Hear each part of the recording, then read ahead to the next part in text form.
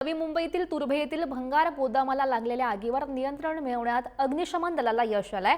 Turbhe KK road येथील अनधिकृत पुठ्ठे, कागद, कपड्यांच्या चिंध्या आणि भंगाराचे सुमारे 25 ते 30 गोडाऊन आहेत। आज संध्याकाळी 6:30 वाजता सुमारास एका चिंधीच्या गोडाऊनला ही आग लागलेली होती। आगीमध्ये 2 गोडाऊन जळून खाक झालेली आहेत आणि या आगीवर नियंत्रण मिळवण्यात आता अग्निशमन दलाला यश आल्याची माहिती समोर येते आहे।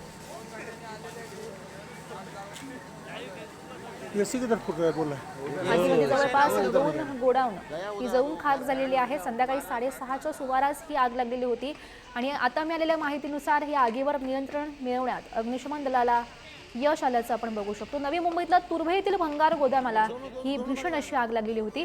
ज्यावेळी ही आग लागलेली होती त्यावेळी आपण ही दृश्य सुद्धा बघू शकतोय। आगीत मोठ्या प्रमाणात खरं तर नुकसान झालेलं आहे। जवळपास 2 गोडाऊन यामध्ये जळून खाक झालेत।